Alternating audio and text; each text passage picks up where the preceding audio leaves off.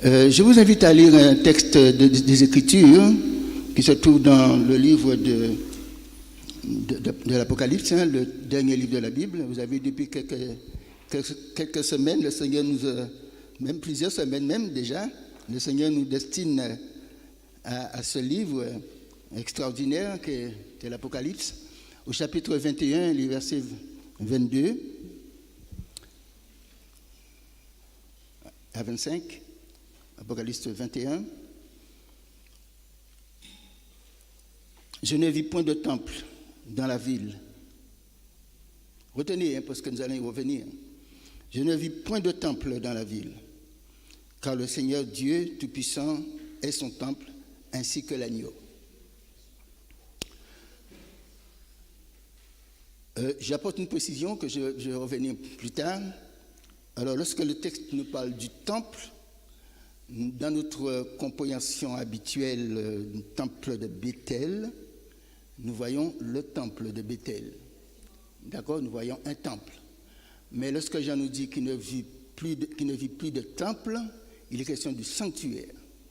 Donc on peut lire ainsi, je ne vis point de sanctuaire dans la ville. Verset 23, la ville n'a besoin ni de soleil, ni de la lune pour l'éclairer, car la gloire de Dieu l'éclaire, et l'agneau est son flambeau. Les nations marcheront à sa lumière, et les rois de la terre y apporteront leur gloire. Ses portes ne se fermeront point le jour, car il n'y aura point de nuit. Je vous invite à fermer les yeux avec moi, nous allons prier. Notre Dieu, notre Père, tu nous accordes ce matin le privilège d'être dans ta maison. Nous te demandons, Père, humblement de nous assister, d'ouvrir notre intelligence, notre esprit, pour que nous puissions communier avec toi à travers ce message et que nous comprenions ce que tu attends de nous. Et en ce qui me concerne, Seigneur, tu connais tout, je n'ai rien à te dire.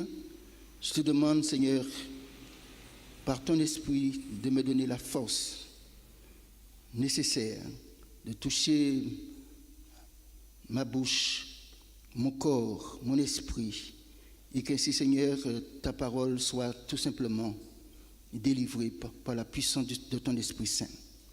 Merci encore pour ta grâce bienfaisante. Merci pour ta miséricorde. Nous te prions dans les mérites de Jésus et pour ta gloire. Amen. Amen.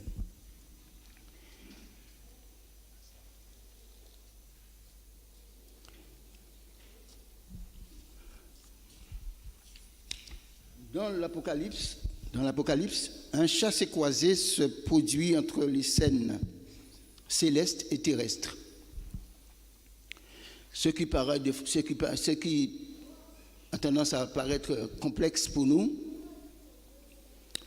Le livre commence par une scène terrestre.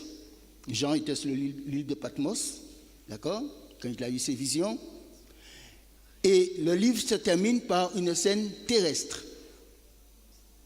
La nouvelle Jérusalem, la nouvelle terre, Apocalypse 21, commence par une scène terrestre et se termine par une scène terrestre, la nouvelle Jérusalem, la nouvelle terre.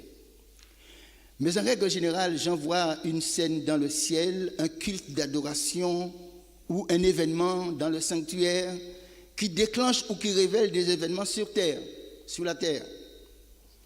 Il y a donc une véritable connexion, je pèse les mots, il y a donc une véritable connexion entre le ciel et la terre. C'est vrai que nous avons tendance à penser que nous vivons notre petite vie sur terre. Nous sommes tranquilles.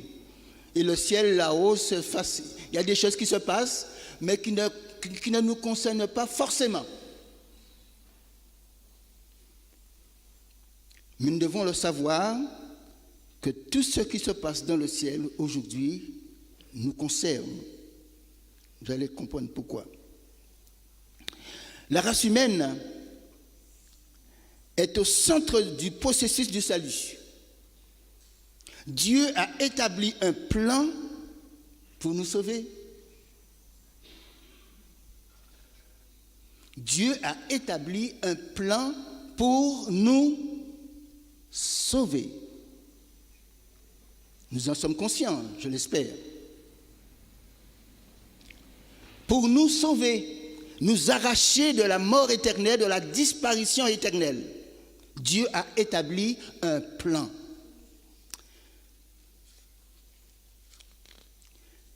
Celui qui est destiné pour réaliser ce plan, c'est Jésus. Il n'y a pas d'autre chemin. Il n'y a pas d'autre personne. Aucun être ne pourrait faire ce que Jésus a fait. C'est pour cette raison qu'il est descendu d'ailleurs. Sinon, il aurait pu déléguer un ange, soit-il puissant. Il aurait pu déléguer un autre être, une créature. Mais non, il n'y a que Jésus qui pouvait le faire. Donc la divinité tout entière a été mobilisée pour nous sauver. Alors Jean nous présente les choses d'une manière assez complexe, nous allons voir ensemble. Il parle de temps infini. Dans l'Apocalypse, le temps terrestre se fond avec le temps céleste. Parfois, il paraît infini. Même des choses qui paraissent déjà terminées, finies, mais on a l'impression que ça dure dans le temps. Par exemple, au ciel, 4 êtres vivants louent Dieu jour et nuit. Apocalypse 4, verset 8. La foule nombreuse le sert jour et nuit. Apocalypse 7, verset 15. Satan accuse les croyants devant le trône de Dieu jour et nuit. Apocalypse 12, verset 10. Curieux.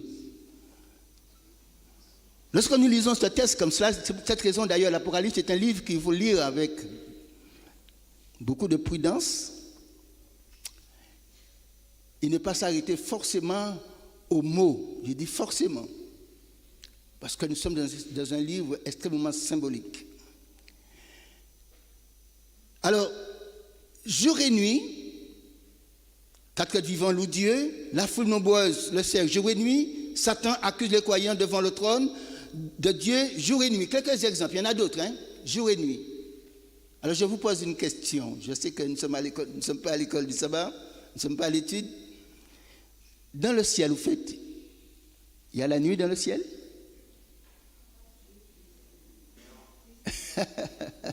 Est-ce que la nuit existe dans le ciel? Mais non. Mais non, absolument pas. Au ciel, il n'y a pas de nuit.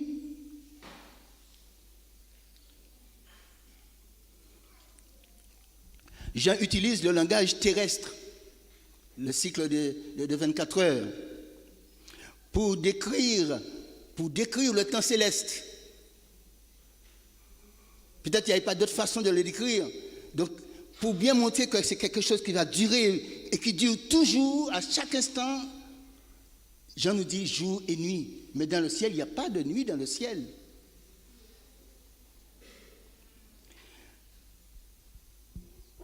Jean est conscient que l'homme est concerné par ce qui se passe dans le ciel et par ce qu'il dit. Et c'est pour cette raison que Jean nous présente les choses de cette manière, jour et nuit. Il y a d'autres encore choses que Jean nous dit qui nous laissent parfois dans l'incompréhension.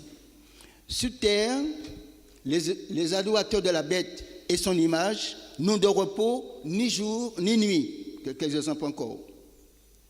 Le diable et le faux prophète sont tourmentés dans les temps de feu jour et nuit. Ah, encore quelque chose qui trouble plus d'un. Le diable et le faux prophète sont tourmentés dans le feu jour et nuit.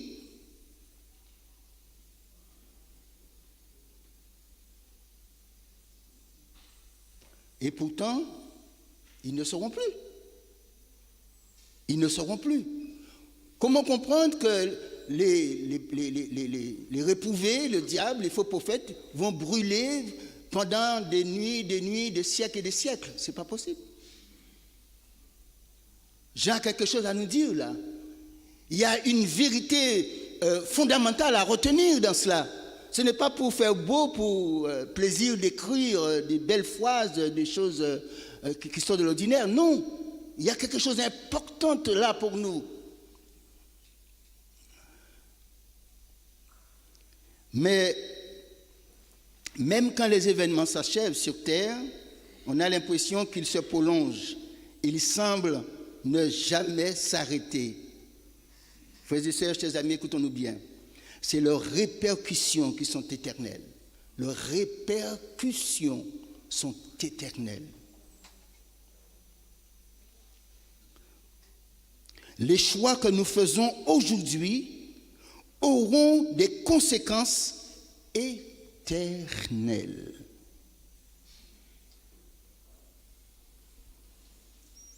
Eh oui, les choix que nous faisons aujourd'hui dans notre vivant auront des conséquences éternelles. Et pour pallier à cette vérité fondamentale qui nous blesse, qui nous dérange, certains ont inventé le purgatoire, l'enfer, le paradis. Mais dans le Saint-Livre, nous ne trouvons pas ce mot purgatoire. Il n'y aura pas de seconde chance pour quiconque. C'est aujourd'hui. Et nos choix auront des conséquences, je le dis encore, éternelles. Quand la Bible parle au siècle des siècles, c'est les conséquences qui seront éternelles. Cette impression d'éternité s'imprègne, bien entendu, de l'atmosphère du ciel.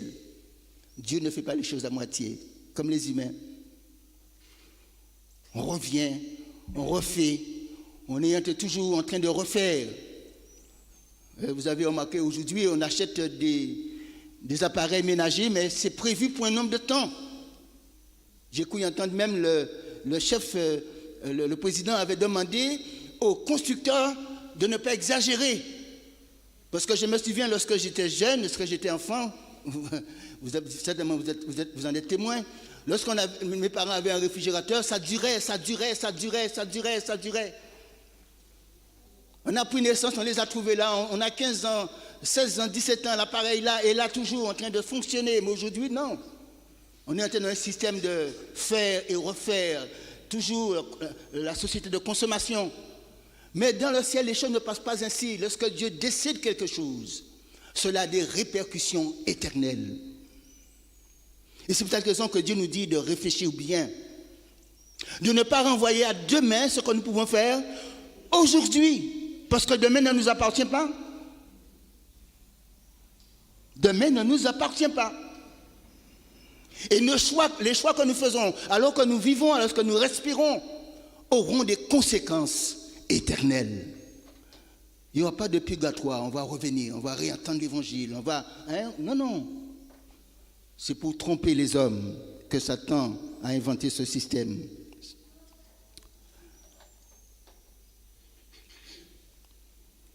Jean se sent transporté dans une autre dimension. Sa perception change. Il voit les choses autrement.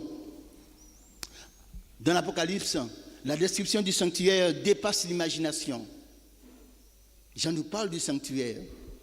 Et si on prend le temps de lire les passages concernant le sanctuaire, on voit c'est grandiose, c'est magnifique. C'est magnifique. Le sanctuaire terrestre était une image, une ombre, Hébreux 8.5, une représentation pâle et imparfaite du sanctuaire céleste. Et ce sanctuaire est de très loin le plus grand, plus grand, parfait et glorieux par rapport au sanctuaire terrestre. Le sanctuaire israélite était un symbole, nous le savons, il jouait un rôle pédagogique. La Bible dit, le service du sanctuaire céleste est infiniment supérieur. Le service du sanctuaire céleste est infiniment supérieur. Il est parfait, authentique et d'une valeur éternelle. Ce service se produit réellement dans le vrai sanctuaire. Ben oui, dans le ciel. Il y a beaucoup de croyants aujourd'hui, de chrétiens, qui vivent leur vie Ils ne s'imaginent pas ce qui se passe dans le ciel. D'ailleurs, posez-leur la question, où se trouve Jésus? Beaucoup vous diront, Jésus est dans le ciel. Oui, il est dans le ciel, il nous regarde, il nous voit. Mais non, Jésus n'est pas simplement dans le ciel. Jésus accomplit un ministère pour nous. Il est dans le véritable tabernacle. Jésus se présente comme le vrai sacrifice pour le péché. Il est le vrai agneau, le vrai grand prêtre, le vrai et seul médiateur entre Dieu et les hommes. 1 Timothée chapitre 2, verset 5. Vous pouvez prendre des notes si vous voulez. Donc nous sommes au cœur même du plan du salut. Notre avenir, l'avenir des croyants, des chrétiens se joue dans le sanctuaire céleste, dans le lieu très saint. C'est une réalité d'aujourd'hui, je vais même dire, c'est la vérité présente. On peut tourner autour du pot, on peut faire plein de choses, mais n'oublions jamais que Jésus est en train d'accomplir un ministère en notre faveur pour que nous puissions avoir la vie éternelle. Vous savez bien pourquoi, hein? Parce que Satan nous accuse devant Dieu. Il nous accuse, il dit que Jean a péché, Jude a péché, nous avons péché chacun. Et nous péchons, c'est vrai, ça nous arrive. Et Satan profite de cela pour dire, mais non, il n'est pas capable, il n'est pas digne d'aller dans le paradis de Dieu. Il sera de mon côté. Et comme il sait qu'il est condamné à mort, il sera dans le feu. Il veut que moi aussi je sois avec lui dans le feu, que chacun de nous soit dans le feu avec lui. Et c'est pourquoi il contrecarre le plan de Dieu. Il modifie, il est en train de tromper, il trompe les hommes et même les croyants, les chrétiens. Et c'est pour cette raison aujourd'hui que l'Église est en train de descendre spirituellement. Ben oui, parce que nous sommes tombés dans le panneau. Beaucoup pensent que l'Église n'a pas d'importance, on peut rester à la maison. Ben oui. Beaucoup pensent qu'on n'est pas obligé de faire ci, on est fait ça, on est sauvé par grâce. Dieu est tellement bon, comment puis-je ne pas me sauver? Mais non, faisons attention pour ne pas tomber dans le piège de l'ennemi. Le Christ est entré dans le véritable tabernacle pour nous. La Bible dit, pour nous, pour intercéder en notre faveur, dans le vrai tabernacle. Je vous invite quand même à lire avec moi dans le livre des Hébreux, Hébreux chapitre 8, versets 1 et 2, parce qu'il faut laisser la Bible aussi nous parler. Hébreux chapitre verset 8, 1 et 2. Le point capital de ce qui vient d'être dit, c'est que nous avons un tel souverain sacrificateur qui s'est assis à la droite du trône de la majesté divine dans les cieux, comme ministre du sanctuaire et du véritable tabernacle qui a été dressé par le Seigneur et non par un homme. Et tandis que nous y sommes au chapitre 9, le verset 23, il était donc nécessaire, puisque les images des choses qui sont dans les cieux devaient être purifiées de cette manière, que les choses célestes elles-mêmes le fussent par des sacrifices plus excellents que ceux-là. Et au verset 11 du même chapitre 9 d'Hébreux, mais Christ est venu comme souverain sacrificateur des biens à venir. Il a traversé le tabernacle plus grand et plus parfait, qui n'est pas construit de main d'homme, c'est-à-dire qui n'est pas de cette création. Il est entré une fois pour toutes dans le lieu très saint, non avec du sang des boucs et des veaux, mais avec son propre sang, ayant obtenu une rédemption éternelle. Voilà ce que dit la Bible. La Bible confirme ce que nous disons. Jésus est dans le ciel, dans le véritable tabernacle.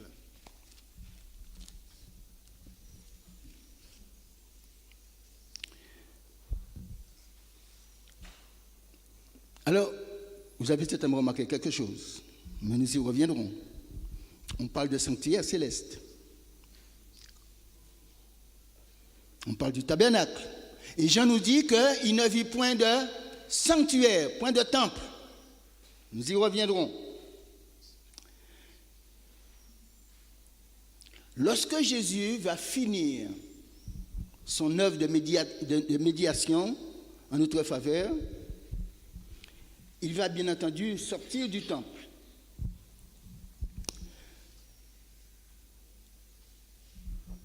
Jésus actuellement est en train d'accomplir la dernière phase de son ministère dans le ciel.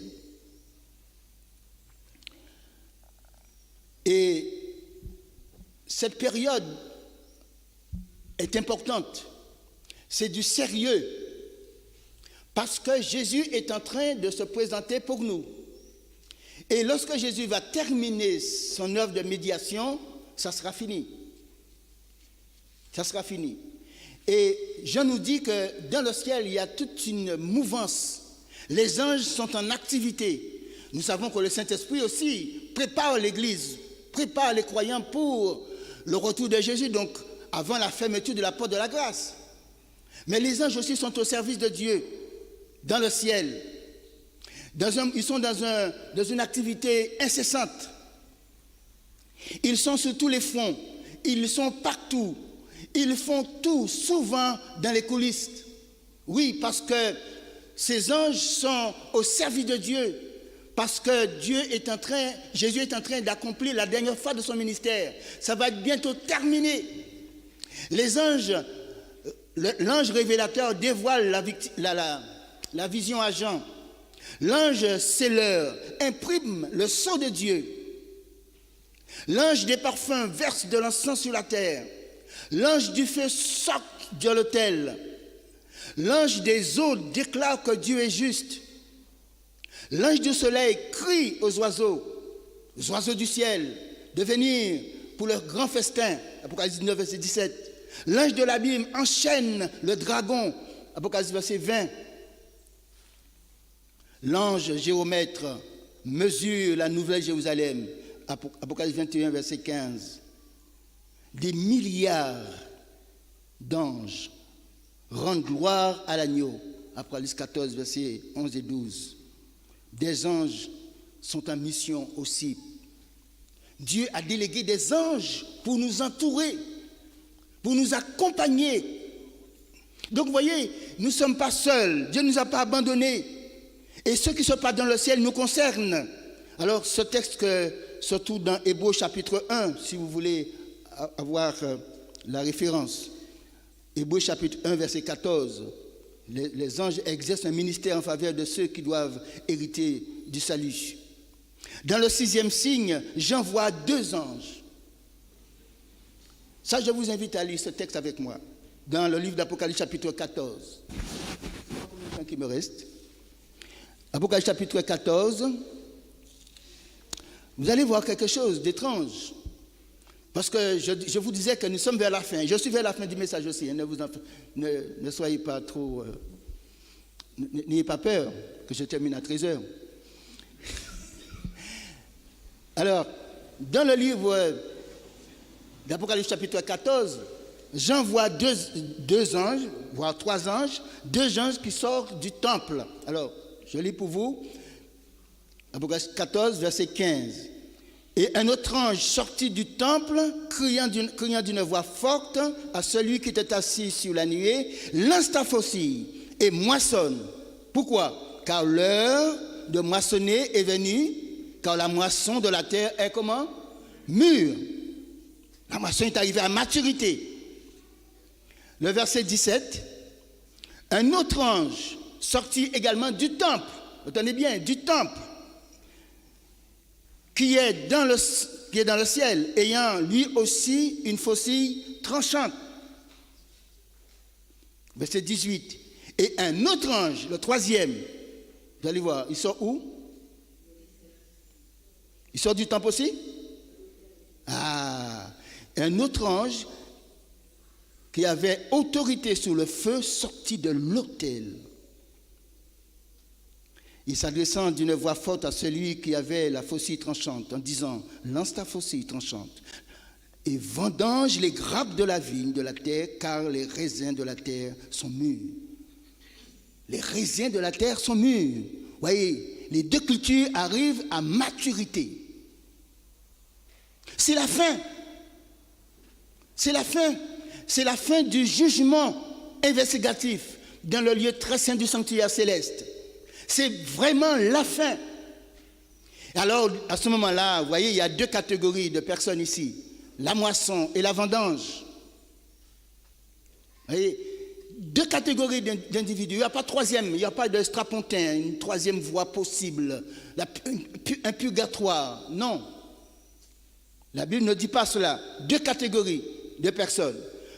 Ceux qui font partie de la moisson et ceux qui font partie de la vendange. Donc c'est la fin. Jésus va sortir du lieu très saint. Et cela se trouve dans Apocalypse chapitre 15, nous y sommes, nous ne sommes pas loin, les versets 6 à 8. Je ne rentre pas trop dans les détails pour ne pas finir trop tard. Alors, Apocalypse chapitre 15, versets 6 à 8. Et les 7 anges, les anges encore, et les 7 anges qui tenaient les 7 fléaux sortirent du temple, revêtus d'un fin lin pur, éclatant, et ayant des ceintures d'or autour de la poitrine, et l'un des 4 êtres vivants, donnant aux 7 anges 7 coupes d'or pleines de la colère du Dieu qui vit au siècle des siècles. Et le temple fut rempli de fumée à cause de la gloire de Dieu et de sa puissance. Et personne, retenez bien, et personne ne pouvait entrer dans le temple jusqu'à ce que les 7 fléaux des 7 anges fussent accomplis. Personne ne peut entrer. C'est terminé. C'est la fin. La porte du sanctuaire céleste est définitivement fermée. Personne ne peut pénétrer dans le sanctuaire. Parce que par la foi, nous entrons dans le sanctuaire. Par la foi. Par la foi, nous demandons à Jésus de nous pardonner, de nous purifier, de nous laver de nos péchés. Tout cela par la foi. Nous entrons en communion avec le ciel dans le sanctuaire céleste. Mais maintenant, alors que le texte nous dit que le sanctuaire était rempli de fumée, c'est fini. Personne ne peut entrer. Le sanctuaire céleste a cessé de fonctionner. Les sauvés sont totalement sauvés et les perdus sont définitivement perdus. Vous connaissez ce texte, vous pouvez le noter, mais je sais que vous le connaissez. On ne va pas le lire, Apocalypse chapitre 22, verset 11. C'est terminé. Peu de possibilités de passer d'un camp à un autre. Le cas de chaque personne sera définitivement fixé.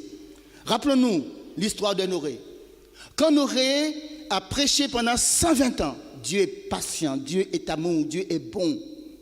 120 ans, Noré prêche l'évangile, prêche en disant aux personnes de son époque, ses concitoyens, de se préparer pour entrer dans l'arche, car Dieu va envoyer 40 jours et 40 nuits de pluie. Noré a insisté, Noré travaillait avec sa famille à la construction de cette arche gigantesque. Les hommes ont vu des miracles, nous le savons, n'est-ce pas? Ils ont vu des animaux sortir de la forêt, mâles et femelles, sans le secours de coups de main. Il n'y avait pas de dompteur. Ces bêtes sont entrées dans l'arche. Et lorsque tous les animaux sont entrés dans l'arche, Dieu a dit à Noré et à sa famille d'entrer. Et qu'est-ce qui s'est passé ensuite? Dieu a fermé la porte de l'arche. Ce n'est pas Noé qui l'avait fermé. Dieu lui-même a fermé la porte de l'arche. Rappelons-nous l'expérience des 10 vierges. Ils étaient là, les 10 ensemble. Mais il y avait 5 qui ont pris les choses un peu à la légère. Malheureusement, nous sommes dans cette configuration.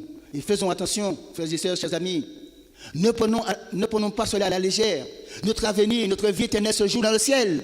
Et nous devons vraiment laisser le Saint-Esprit nous transformer et habiter en nous pour achever l'œuvre de Dieu. Les 5 vierges folles sont restées là dans l'indolence. Ils n'ont pas fait le travail. Et les autres aussi étaient dans l'indolence, mais ils avaient accompli leur ministère. Et l'Esprit de Dieu était là. Ils avaient de l'huile dans leur lampe. Et finalement, quand l'époux est arrivé, leur lampe s'éteignait. Ils sont repartis. Quand ils sont revenus, la Bible nous dit que la porte fut fermée. Ils ont frappé à la porte. Hein. Et qu'est-ce que le maître a répondu? Je ne vous connais pas. Je ne vous connais pas. Donc il est important de ne pas tergiverser, de ne pas renvoyer à demain des décisions importantes que nous pouvons prendre maintenant. Dans l'introduction aux 7 merveilles du ciel, avant de vous dire cela, je voulais quand même faire lire Apocalypse chapitre 3, verset 7. Nous sommes vers la fin, hein, ne vous en faites pas. 3, verset 7, une déclaration que j'aime beaucoup. Apocalypse chapitre 3, verset 7. Écrit à l'ange de Philadelphie, voici ce que dit le Saint, le véritable, celui qui a la clé de David, celui qui ouvre et personne ne fermera, celui qui ferme et personne n'ouvrira. Donc profitons alors que la porte de la grâce est encore ouverte. Faisons la paix avec Dieu, acceptons le plan de Dieu, le plan du salut. N'en voyons pas à demain.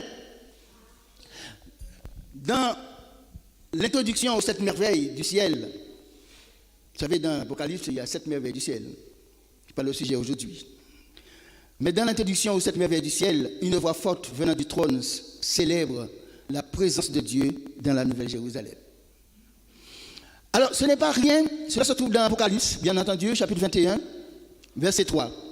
Et j'entendis du trône une forte voix qui disait, voici le tabernacle de Dieu avec les hommes. Il habitera avec eux, ils seront son peuple, et Dieu lui-même sera avec eux.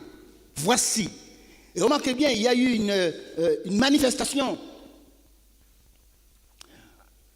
J'ai entendu du trône une forte voix qui disait, voici le tabernacle de Dieu, une théophanie. C'est Dieu qui intervient.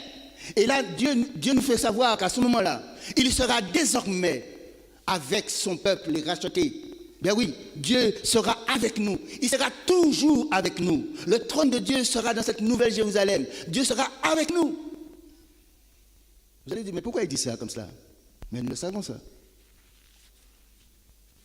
Eh bien, c'est pour cette raison que Jean nous dit, dans le même chapitre 21, verset 22, je ne vis point de temple. Je ne vis point de temple.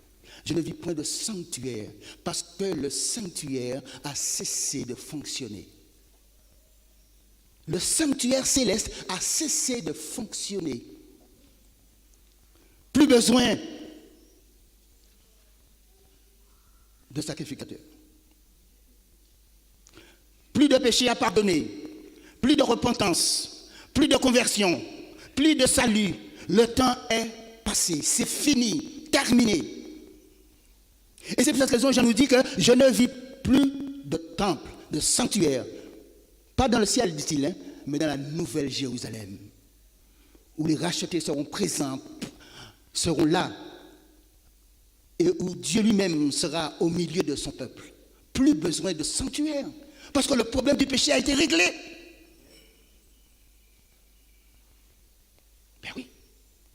Les cartes sont jouées, les perdus sont perdus définitivement, les sauvés sont sauvés pour l'éternité. Donc plus besoin de sanctuaire. C'est aujourd'hui que nous avons besoin du sanctuaire céleste. Alors profitons alors que ce sanctuaire est en activité. Alors que la salle des noces, le sanctuaire, le lieu très saint, pardon, je cherchais, le lieu très saint est encore ouverte. Profitons pour que Dieu puisse nous pardonner, nous laver, nous préparer. Parce que le jour viendra où Jésus va quitter le lieu très saint. Il y aura de la fumée et personne ne pourra ni entrer ni sortir dans ce temps, dans le sanctuaire céleste. Alors quand cela va se produire? Vous voulez que la date? Est-ce que vous voulez la date? J'aime bien sûr. On ne connaît pas la date. Mais chaque fois que quelqu'un décède, Jésus n'est plus dans le sanctuaire pour lui. Chaque fois que quelqu'un décède, c'est terminé pour cette personne. Le sanctuaire ne fonctionne plus en sa faveur. Donc c'est aujourd'hui. Nous sommes vivants, nous sommes debout. Nous devons faire la paix avec Dieu parce que le sanctuaire, le lieu très saint, est encore ouvert. Nous devons demander à Dieu de nous transformer, de nous préparer. Et nous devons aimer l'Église, aimer les choses de l'Église, aimer la parole de Dieu, aimer communier avec Dieu. Vous savez une chose, frères et sœurs, le temps nous manque, hein? Mais rappelons-nous, lorsque le péché est intervenu dans notre monde, qu'est-ce qui s'est passé? Adam et Ève ont pris la fuite. Pourquoi? Parce qu'ils avaient péché. Mais lorsque Dieu nous pardonne, lorsque Jésus a versé son sang pour nous délivrer du péché, de sa puissance, la puissance du péché, nous devons aimer d'être avec Dieu, aimer parler avec lui, aimer chanter son nom, aimer la rencontre avec les frères, aimer vivre la véritable vie spirituelle pour l'honneur de Dieu, pour la gloire de Dieu. Ben oui, parce que le ciel, j'allais dire, l'éternité commence dès maintenant, aujourd'hui, lorsqu'on accepte Christ. D'accord? N'attendons pas que Jésus apparaît dans le ciel pour dire, ah Seigneur, je vais courir vers le Seigneur, il sera trop tard. C'est dès maintenant que nous devons déjà nous préparer et commencer à goûter, bien sûr, les bienfaits du ciel. Dès maintenant, dès maintenant. Donc nous comprenons maintenant pourquoi que Jean nous dit, je ne vis plus point de temple, point de sanctuaire.